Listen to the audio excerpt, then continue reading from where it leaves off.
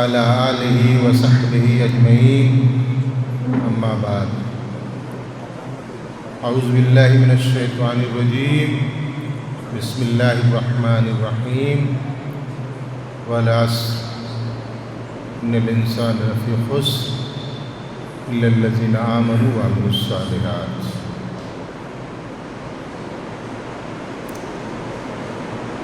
عزیز طلبہ،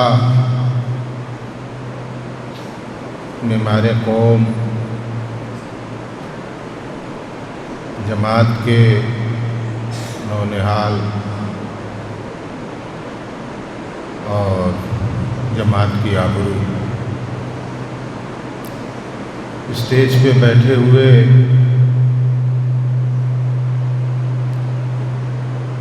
فاضل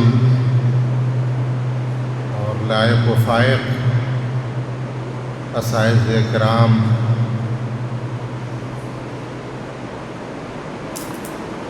صدر محترم، برادر مکرم مولانا محمد مظہر العظمی حفظہ اللہ،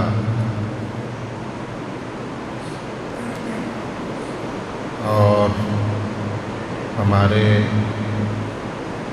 برادر بزرگ فضیلت الشیخ عقیل اختر مکی حفظہ اللہ،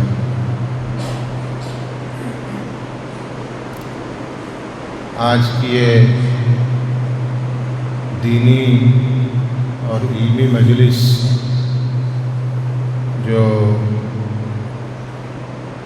مولانا شفیق احمد صاحب ندوی حفظہ اللہ، ان کی آپ ابھی تقریر سن رہے تھے، اور ان کی کتاب جو غالباً وہ بھی کتاب شامل ہدیے میں پیش کی گئی، اور میں چونکہ اپنی کتاب نہیں لا سکا، وہ ہمارے اوپر قرض باقی رہے گا، کسی موقع پہ پیش کی جائے گی۔ صحیح معنی میں یہ مولانا ہی کا یہ پروگرام مرہون منت ہے کہ انہی کی ایما اور خواہش سے مرشد آباد کا پروگرام بنا، اور چونکہ اس علاقے میں آنا ہوا تو عقیل اختر مکی حفظہ اللہ کے وہاں آنا لازمی تھا۔ مولانا عقیل اختر مکی سے ہمارا تعلق پاکڑ کانفرنس سے ہوا۔ پاکڑ کانفرنس کے آپ روئے رواں تھے، اور میں فضیلت الشیخ ڈاکٹر مقتدیٰ حسن اظہری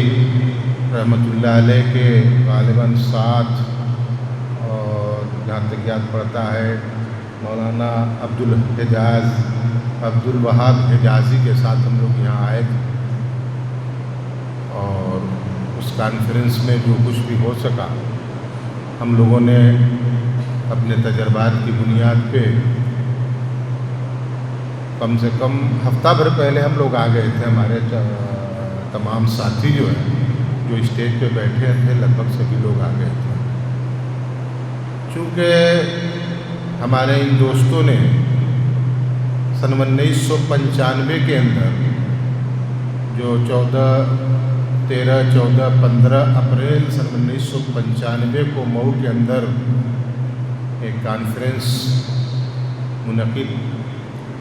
کی گئی تھی، جس کا میں ناظم استقبالیہ تھا،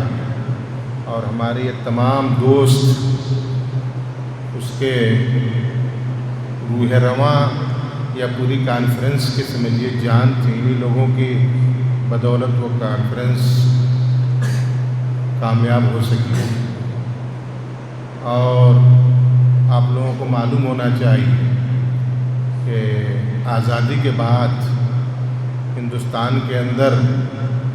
ہماری جمعیت کی طرف سے کوئی آل انڈیا اہل حدیث کانفرنس یا کل ہند اجلاس نہیں ہوا تھا، ہمارے ان دوستوں نے مشورہ کیا کہ مئو میں کانفرنس کی جائے، چونکہ 70 سال ہو گئے تھے مئو میں کانفرنس کو۔ پہلی کانفرنس سن 1927 کے اندر مئو میں منعقد کی گئی تھی۔ اس کے بعد سے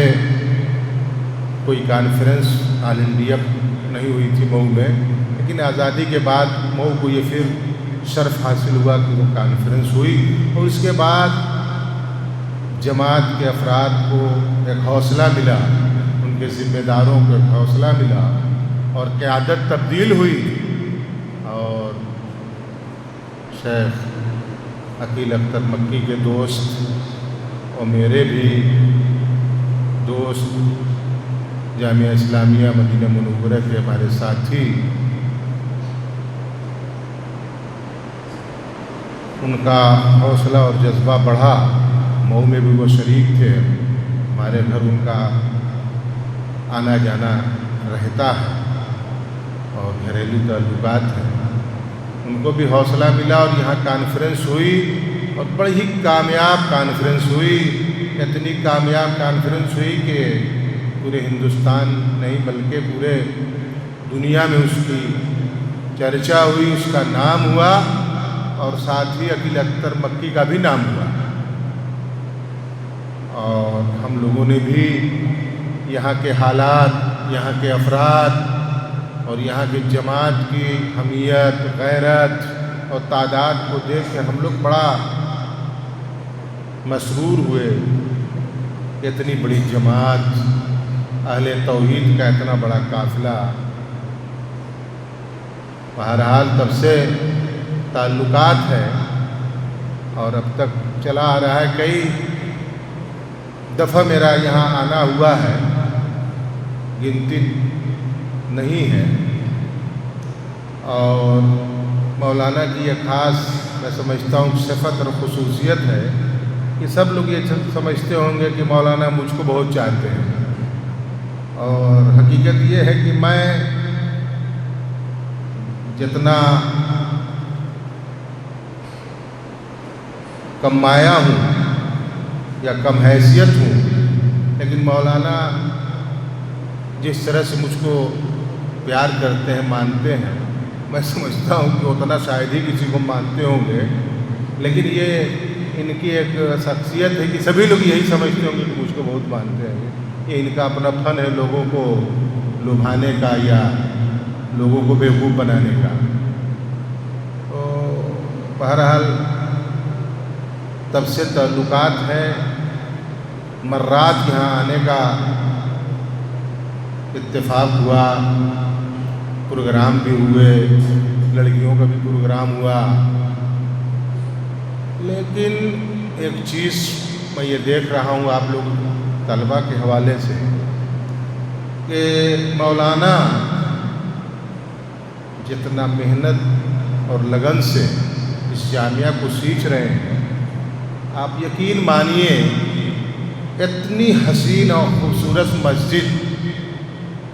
بہت کم مدارس کے پاس ہوگی۔ یہ آپ لوگوں کی خوش قسمتی ہے کہ اتنی وسیع و عریض اور اتنی خوبصورت مسجد آپ کو نماز پڑھنے کے لیے مہیا ہے۔ اسی طریقے سے جو ان کی درسگاہیں ہیں، صاف ستھری بلڈنگیں چمچماتی ہوئی، بڑے بڑے جو آج کل انگریزی اور انگلش میڈیم کی جو بلڈنگیں ہیں اس کے سامنے شرما جائیں۔ یہ آپ لوگوں کے لیے مولانا کے دل میں اتنی تڑپ ہے، اتنا یہ ہر وقت جو ہے پریشان رہتے ہیں کہ کیسے میں اپنے طلباء کو اور اپنے اساتذہ کو آسانی اور راحت مہیا کر سکوں۔ ابھی ہم لوگ راجباڑی گئے تھے، تو کئی مرتبہ میرا جانا ہوا ہے وہاں، اور خریداری کے وقت بھی غالباً پہلے مجھ کو جانا ہوا تھا وہاں۔ اور خاص بات یہ ہے کہ ان کے الیکشن کے موقع پہ بھی میں پرچہ داخلہ کے وقت اور کنونسنگ میں پورے طور پہ ساتھ رہا، بلکہ شیبو سیرین اور ان کا اور میرا پروگرام بھی ہوا تھا اس زمانے میں۔ تو ہم لوگ جب وہاں گئے اور انہوں نے اس راج باڑی کو گھمایا دکھایا تو اس میں ایک چیز انہوں نے دکھائی کہ پیاز بہت زیادہ تعداد میں پھیلی ہوئی ہے اور ایک چھاجن اور اس کے اندر پیاز رکھی ہوئی ہے، لہسن ٹانگا ہوا ہے۔ میں نے پوچھا کہ یہ کیا، اس کو کیوں اتنا پر رکھے؟ کہا کہ یہ میں طلباء کے لیے جو ہے میں نے رکھا ہے، آلو ہے، پرول کا درخت لگایا ہے، کوہڑا ہے،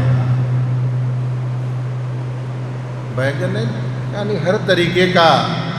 آپ کے کھانے کا انتظام کر رکھا ہے۔ دیکھیے کتنا آپ لوگوں کی آسائش اور سکون کے لیے یہ ہم وقت پریشان رہتے ہیں۔ ذرا آپ تصور کیجئے کہ ایک اکیلا شخص اتنی بڑی ذمہ داری نبھا رہا ہے اور نہ کہیں سے چندہ نہ کہیں سے چٹکی، اپنے دمخم پہ، اور اتنا بڑا بوجھ اپنے کاندھوں پہ لے کے چل رہا ہے۔ اللہ تبارک و تعالیٰ ان کو مزید حوصلہ، قوت، طاقت عطا فرمائے۔ ابھی ہم لوگ نماز سے قبل جب مسجد میں آ رہے تھے تو کہیں ذرا ایک چکر جامعہ کا بھی لگا دیا جائے، تو جب گزر رہے تھے تو دیکھیے یہ آم کا درخت ہے، روزانہ بچوں کو آم کھلایا جاتا ہے۔ آم اس مہنگائی کے دور میں خاص لوگوں کو میسر نہیں ہے، لیکن آپ طلباء کو روزانہ آم کھلایا جا رہا ہے۔ یہ بتائیے کتنی بڑی آپ لوگوں کی خوش نصیبی ہے کہ ایسے مربی آپ کو ملے ہوئے ہیں۔ آپ قدر کیجئے، ان کے لیے دعا کیجئے اور محنت اور لگن سے پڑھیے، اس لیے کہ بڑی ارکریزی سے اس مادی دور میں دینی جامعات کو چلانا اور اس ملک کی مسموم فضا میں جامعات اور دینی درسگاہوں کو حسن و خوبی چلانا بڑے ہی دل گردے کا کام ہے۔ بہرحال یہ تو دوست کی خوش ستائش نہیں ہے، یہ امر واقعہ ہے، اور اس لیے بیان کیا جا رہا ہے کہ دوسرے بھی لوگوں کو اس سے پریرنا ملے، حوصلہ ملے، اور جو کچھ بھی مولانا شفیق احمد صاحب ندوی نے بیان کیا وہ بھی اسی لیے کہ آپ لوگ حوصلہ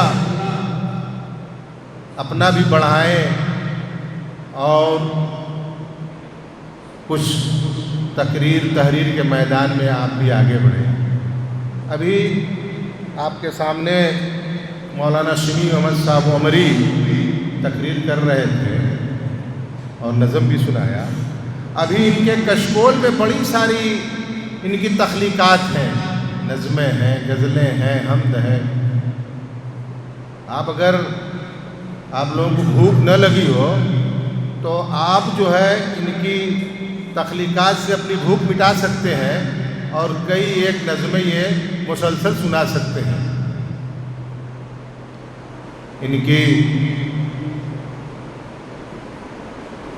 حمد اور نظم کی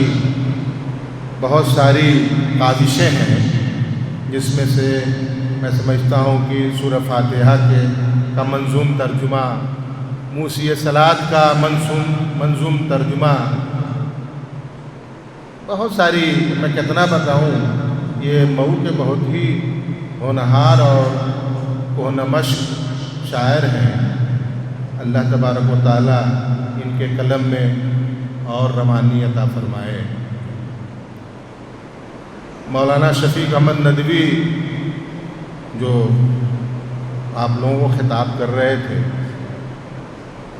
ان کے بھی حوصلے اور جذبے کو اس لیے بیان کیا جا رہا ہے تاکہ آپ سمجھیں کہ اس مادی دور میں کیسے جو ہے مولانا تجارت بھی کر رہے ہیں، پڑھا بھی رہے ہیں، کچھ لکھ بھی رہے ہیں، اور ان کا حوصلہ ہے کہ اس سال یہ جب ریٹائر ہو جائیں گے تو اسی جامعہ میں فری پڑھائیں گے۔ آپ لوگ سوچیں کہ اس بعدی دور میں کوئی فری پڑھانے کے لیے ملے گا؟ وہ بھی مجھا ہوا استاد جس کو جامعات اور مدارس کو ضرورت ہے، لیکن یہ بھی اس سال ریٹائر ہو رہے ہیں غالباً اس سال یا اگلے سال، تو ان کا جذبہ ہے کہ میں بھی فری پڑھاؤں گا۔ مولانا مظہر صاحب تو پڑھا ہی رہے ہیں، آپ نے سنا، اور میں یہ بھول گیا کہ مولانا شمیع احمد صاحب عمری بھی 2-3 سال پہلے ریٹائر ہوئے ہیں، اور یہ بھی جامعہ محمدیہ میں پرنسپل کے عہدے سے ریٹائر ہوئے ہیں، شیخ الجامعہ کے عہدے سے ریٹائر ہوئے ہیں، اور یہ ریٹائر ہونے کے بعد سے مجاناً اور فری جو ہے وہاں تعلیم دے رہے ہیں۔ ناچیز کو بھی یہ شرف حاصل ہے کہ جامعہ اسلامیہ مدینہ منورہ سے آنے کے بعد جامعہ فیض عام میں چند سال اور جامعہ محمدیہ میں چند سال مجاناً اور فری پڑھانے کا مجھ کو بھی یہ شرف حاصل ہے۔ یہ چیزیں اس لیے بیان کی جاتی ہے کہ آج کے اس مادی دور میں ایسے علماء کرام کا ملنا بڑا مشکل ہے، اور آپ لوگوں کے حوصلے کے لیے بات کی جا رہی ہے کہ آپ لوگ بھی ایسا سوچئے کیجئے، رزق دینے والا اللہ ہے، ورنہ آج اس دور میں لوگ ایک تقریر کا کتنا پیسہ لیتے ہیں تصور نہیں کیا جا سکتا۔ جن کو ہم نے زمین سے آسمان پہ اٹھایا ہے وہی اس علاقے میں کتنا لیتے ہیں،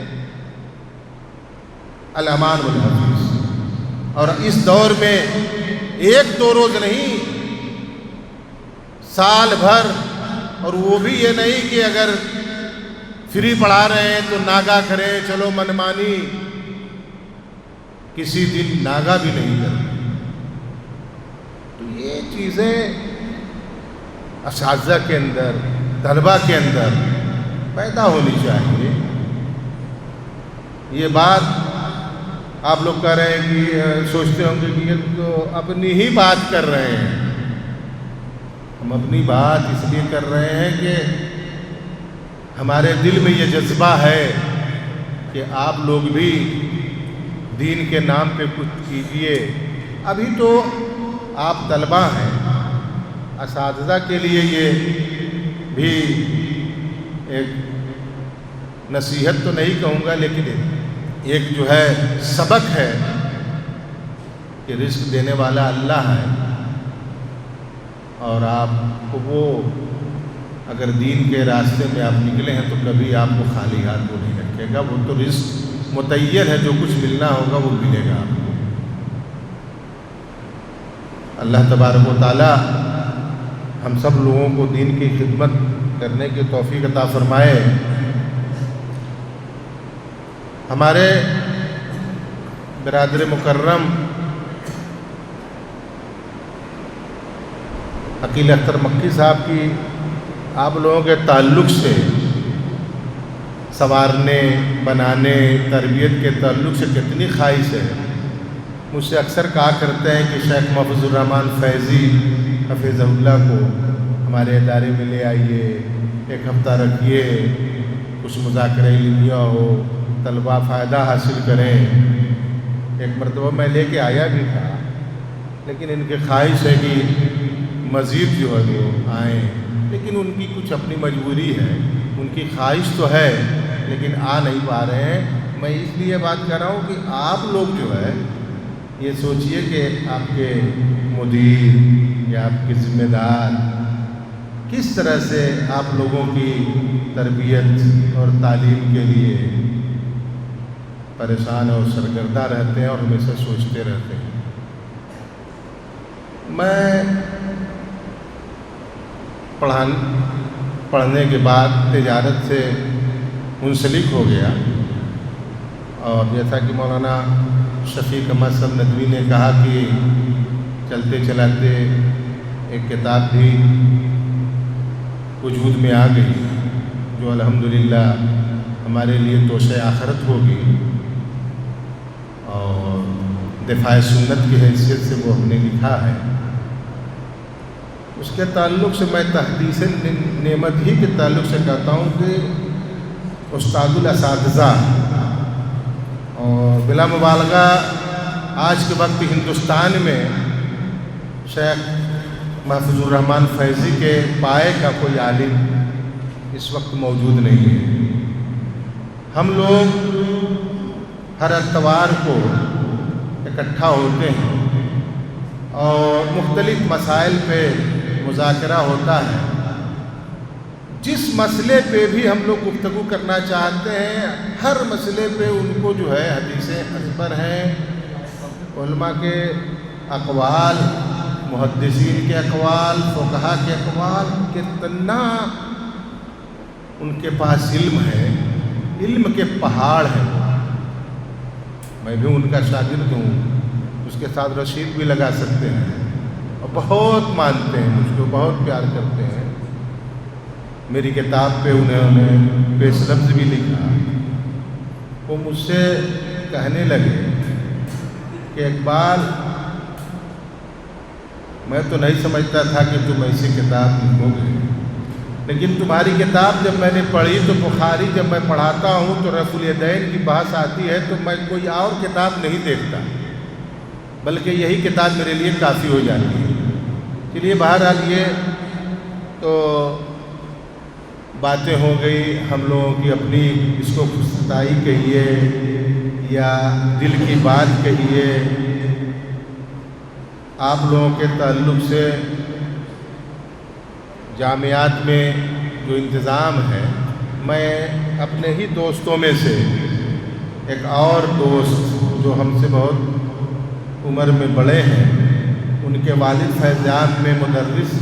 ہوا کرتے تھے، مولانا شمس الحق صاحب، ان کے فرزند ارجمن مولانا محمد عزیر شمس، ہمارے فضیلت الشیخ مکی کے بھی وہ دوستوں میں تھے، وہ طالب علمی کے بھی زمانے میں اور پھر پڑھنے کے بعد میرے اچھے دوست تھے، تعلقات تھے، ہمارے گھر بھی آتے تھے یا آئے ہیں۔ اور جب وہ باحیات تھے تو لوگوں کا یہ کہنا تھا کہ ہندوستان کے اندر اتنا بڑا جانکار، کتابوں کا ماہر، ہر مسئلے پہ اتھارٹی کوئی موجود نہیں ہے، ہندوستان سے باہر ہے۔ ان کا معاملہ یہ تھا کہ اگر کسی لائبریری میں وہ داخل ہو جاتے، گھس جاتے، تو پوری لائبریری جو ان کے اپنے مطلب کی کتابیں تھیں، پوری لائبریری پڑھ لیتے تھے، اور کتابوں کے مطالعے کے تعلق سے انہیں دنیا کی مختلف بڑی بڑی لائبریریوں کے لیے سفر کیا۔ ان لائبریری میں گئے جہاں پہ داخلہ بھی منع ہے، لیکن کوشش کرے کہ اس کی چابی حاصل کی، اسی میں رہتے تھے، اسی میں کھاتے تھے، اسی میں پیتے تھے، اور پوری لائبریری چاٹ ڈالتے تھے۔ آپ امام ابن تیمیہ کے اوپر اتھارٹی تھی۔ علامہ ابن تیمیہ کے وہ تحریریں جو دنیا کے سامنے منظر عام پہ نہیں آئی تھی، کھوج کھوج کے ڈھیر ساری ان کی تصنیفات کو، ان کے ملفوظات کو شائع کیا۔ تو مطالعہ اور لگن، یہ دو چیز ایسی ہے کہ اس کے ذریعے سے کوئی عزیر شمس بھی بن سکتا ہے۔ اور آپ لوگ جہاں جس جگہ بیٹھے ہیں وہ بھی اسی جگہ پہ بیٹھے ہوئے تھے پہلے دور میں، لیکن انہوں نے محنت کر کے اپنے آپ کو بام عروج پہ پہنچا لیا، اور انہی کے دور کے انہی کے ساتھی بہت سے ایسے طلبہ رہے ہوں گے جن کا کوئی نام بھی جاننے والا نہیں ہے۔ آپ بھی اپنے وقت کی قدر کیجئے اور اپنے وقت کو ضائع نہ کیجئے، جہاں تک ہو سکے مطالعہ کیجئے، خارجی کتابوں کا مطالعہ کیجئے، تاریخ کا مطالعہ کیجئے، اسلامی تاریخ کا مطالعہ کیجئے، اور بھی قوموں کا مطالعہ کیجئے۔